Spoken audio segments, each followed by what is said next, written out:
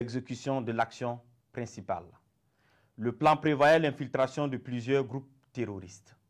Le premier groupe, chargé de mener l'action principale à partir du 29 août 2024, était composé de 150 terroristes venus du centre-est. Ils devraient se diriger vers la zone de Sapui, puis remonter sur Ouagadougou en vue de prendre le palais présidentiel à Koulouba. Le deuxième groupe devrait attaquer la base de drones militaires pour empêcher toute riposte de nos forces. Le troisième groupe, venu du territoire ivoirien, avait pour objectif de mener des attaques dans la zone de Mangodara pour disperser nos forces combattantes. D'autres groupes devraient cibler l'aéroport pour bloquer tout renfort extérieur, notamment la pose de tout aéronef ami. Durant ces investigations, nos services de renseignement ont été alertés de l'arrestation de 2 individus suspects sans papier d'identité à un poste de contrôle à l'entrée de la ville de Niamey le 29 août 2024. Après des auditions rigoureuses, ils ont révélé être accompagnés d'un certain Akouchi qui avait déjà passé le 10 postes de contrôle. Ce dernier a été arrêté plus tard, le lendemain, le 30 août 2024, à la gare Rimbo, à Niamey, alors qu'il tentait de s'échapper.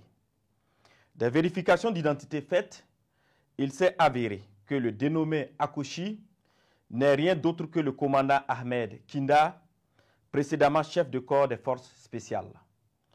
Censé normalement être en stage au Maroc, il s'est révélé être le chef des opérations de toutes ces attaques tristement planifiées.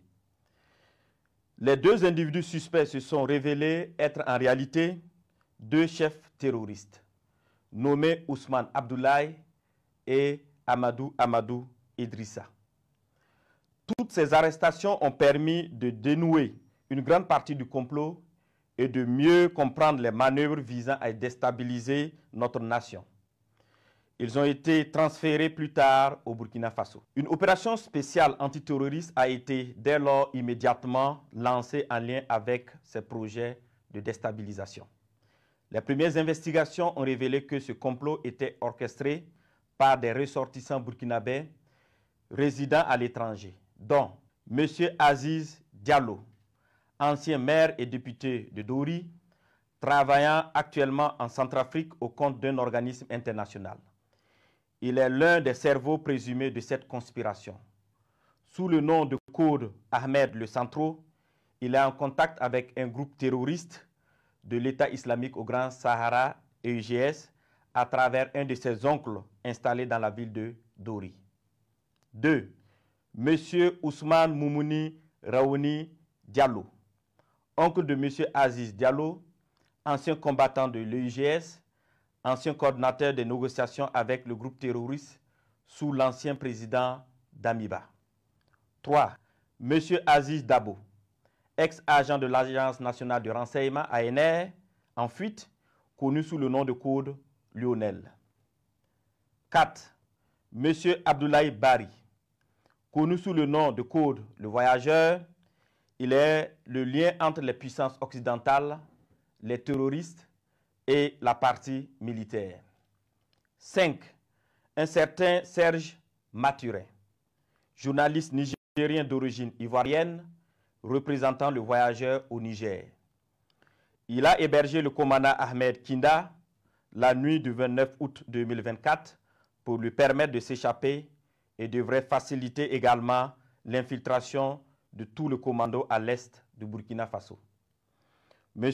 Abdoulaye Bari lui avait demandé de garder par devers lui 4 téléphones satellitaires de marque Touraya destinés aux opérations funestes.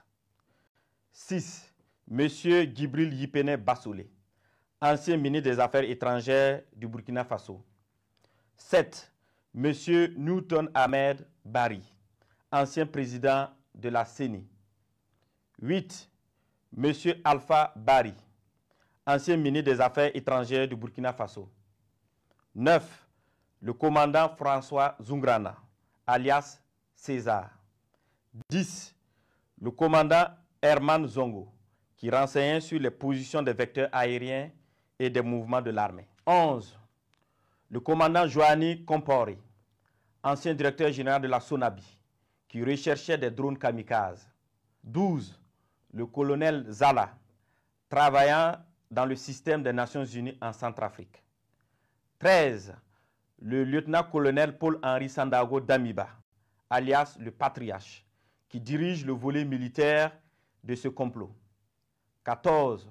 Le lieutenant-colonel D. Romeo Woba, alias Rodriguez, qui est le chef du centre des opérations à Accra. 15. Plusieurs autres officiers à l'extérieur du pays sur lesquels les investigations se poursuivent. Ces déstabilisateurs, en collaboration avec des complices à l'intérieur du pays, menaient des actions de désinformation massive et utilisaient des pratiques occultes pour s'aimer la confusion et la division. Plusieurs marabouts ont été consultés par M. Abdoulaye Bari, alias le voyageur, qui s'est fait aider par le sergent-chef Tendano, alias Taylor, ancien élément des forces spéciales, qui sera arrêté plus tard par nos services de renseignement. Ce dernier donnait des renseignements à l'ennemi et avait en charge de recruter des éléments pour les opérations de déstabilisation. Il a en outre pris contact avec son père, marabout très connu dans la zone de Bogandé, afin qu'il travaille à ce que les infiltrations des terroristes se passent très bien. Suite à l'arrestation du commandant Ahmed Kinda, alias Akoshi, et des 2 chefs terroristes, il avait été convenu dans un premier temps de ne pas divulguer l'information pour permettre ainsi nos services de découvrir toute l'étendue du réseau. Les communications interceptées ont révélé l'implication de plusieurs opérateurs économiques dans le complot. Des enregistrements de ces communications seront bientôt diffusés au public dans les prochains jours. D'autres leaders de la société civile participant aux échanges via un groupe WhatsApp dénommé IB Dégage sont également impliqués dans cette vaste entreprise. La plupart des réunions de planification se menaient au Ghana, dans le quartier Ashimota, à l'hôtel Jidi Lodge à Accra. Certaines autres réunions se menaient à Tamale, en présence de M. Abdoulaye Bari, alias le voyageur, et du lieutenant-colonel D. Romeo Woba, alias Rodriguez. Dans un second temps, il avait été convenu que le commandant Ahmed Kinda, alias Akoshi, le sergent-chef Tendano, alias Taylor, et les 2 chefs terroristes, accompagnés de l'une de nos équipes, montrent le site de stockage de leurs équipements et de leurs matériels divers. Ce lieu, sous la garde des terroristes à la solde du commandant, a été localisé non loin de la ville de Tenkodogo. Une fois sur place, ceux-ci ont tenté de s'échapper, mais des échanges de tirs sont suivis, au cours desquels ils ont été neutralisés en sus de plusieurs autres terroristes. Les autres déstabilisateurs, loin d'abandonner leur funeste entreprise, ont décidé de peaufiner un nouveau plan lors d'une réunion qui doit se tenir normalement au Nigeria le 27 septembre 2024. Il s'agira pour eux de recruter de nouveaux terroristes, en sus de recruter 500 mercenaires en provenance d'un pays européen pour des attaques à grande échelle à Ouagadougou visant à semer la terreur. Toujours dans leurs prévisions, ils ont décidé de tuer tous ceux qui s'opposeraient à leur action en faisant référence aux populations dans le cas où elles se révolteraient. Ainsi, pour préserver leurs familles et leurs proches de toutes les représailles des populations contre eux, ils ont décidé que chacun d'eux exfiltre sa famille et ses proches avant le début de leur opération. Grâce aux informations recueillies, nous avons pu identifier les participants prévus à cette réunion de coordination à venir au Nigeria, parmi lesquels devraient figurer 1. Le commandant Ahmed Kinda, alias Akoshi. 2. M. Abdoulaye Bari, alias le voyageur. 3. L'ancien DG adjoint de l'ANR, radié des cadres des forces armées nationales, M. Ouedraogo Sekou. Le lieutenant-colonel D. Romeo Woba, alias Rodriguez, ainsi que des personnes issues de ce pays frère qu'est le Nigeria, qui sont impliqués dans cette sinistre entreprise. Tous devraient faire jonction avec M. Djibril Yipene Bassolé et certains éléments des services de renseignement occidentaux. Fort de ces informations avérées et au regard de la gravité extrême de ces actes, il a été décidé de maintenir l'opération spéciale afin de neutraliser toute personne qui tenterait de semer le chaos dans notre pays. Des instructions fermes ont été données pour rétrocéder au service de renseignement burkinabé l'ensemble des dossiers initialement judiciarisés afin de reprendre les auditions.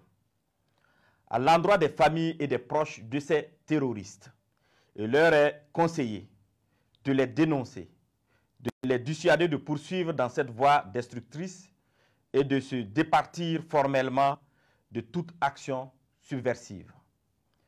À l'endroit des familles et proches de ces terroristes, il leur est conseillé de les dénoncer, de les dissuader de poursuivre dans cette voie destructrice et de se départir formellement de toute action subversive. La récréation est terminée. Je répète, la récréation est terminée.